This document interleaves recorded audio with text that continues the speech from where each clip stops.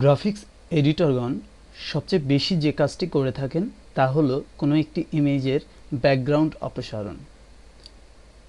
আমরা ইমেজ ইলাস্ট্রেশনের সময় কোনো একটি ইমেজকে তার ব্যাকগ্রাউন্ড সহ অনেক সময় ব্যবহার করতে চাই না, কেননা ইমেজ ইলাস্ট্রেশনে ব্যাকগ্রাউন্ডটি যে রেক্ট্যাঙ্গেল প্রদর্শন করে সেটি অন্য ইমেজের অংশবিশেষকে হাইড করে দেয় বা ঢেকে দেয়, যে কারণেই ইমেজের ব্যাকগ্রাউন্ড অপসারণ বা ব্যাকগ্রাউন্ডকে রিমুভ করে দেওয়ার প্রয়োজনীয়তা দেখা দেয়।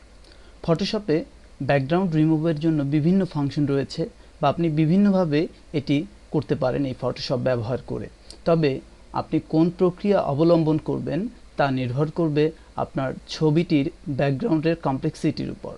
আপনার ইমেজের ব্যাকগ্রাউন্ড যদি খুবই সাধারণ থাকে বা সহজভাবে বলতে যে কোনো একটি সলিড কালারের ব্যাকগ্রাউন্ড থাকে, তবে সেক্ষেত্রে আপনি খুব সহজেই ম্যাজিক ওয়ান্ড বা কালার সিলেকশন টুল ব্যবহার করে ব্যাকগ্রাউন্ড অপসারণ করতে পারেন। কিন্তু আপনার ইমেজের ব্যাকগ্রাউন্ড যদি জটিল কোনো ব্যাকগ্রাউন্ডে থেকে থাকে, তবে সেক্ষেত্রে অবশ্যই আপনাকে অন্য পন্থা অবলম্বন করতে হবে।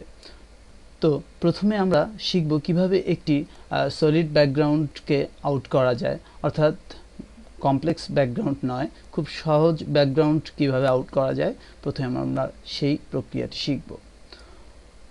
যে ইমেজের ব্যাকগ্রাউন্ডটি আমরা আউট করতে চাচ্ছি, প্রথমেই সেই ইমেজটিকে ওপেন করে নিই। এবার যেহেতু আমি চাচ্ছি আমার ব্যাকগ্রাউন্ডটি ট্রান্সপারেন্ট থাকবে, সেহেতু এই ইমেজের লেয়ারটিকে Ctrl+A দিয়ে কপি করতে হবে।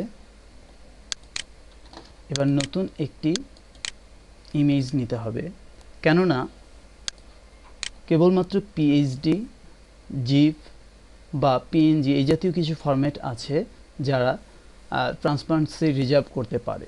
আপনি যদি বিটম্যাপ ফরম্যাটে কোনো একটি ইমেজ মাস্ক করতে চান, তবে এর ব্যাকগ্রাউন্ডে ট্রান্সপারেন্সি রিজার্ভ থাকবে না। যখন আপনি এটি সংরক্ষণ করবেন তখন এটি এর ব্যাকগ্রাউন্ড কালার দিয়ে ফিল হয়ে যাবে। সুতরাং আমরা একটি পিএইচডি ইমেজের মাধ্যমে প্রক্রিয়াটি দেখব।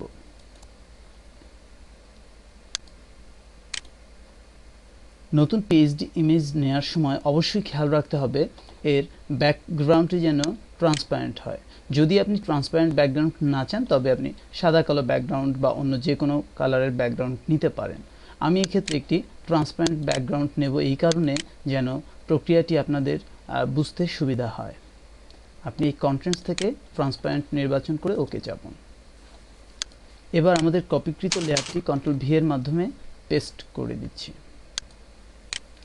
আমরা চাচ্ছি এই ইমেজের এই লেয়ারটির ব্যাকগ্রাউন্ড অর্থাৎ এই সাদা রঙটিকে অপসারণ করতে।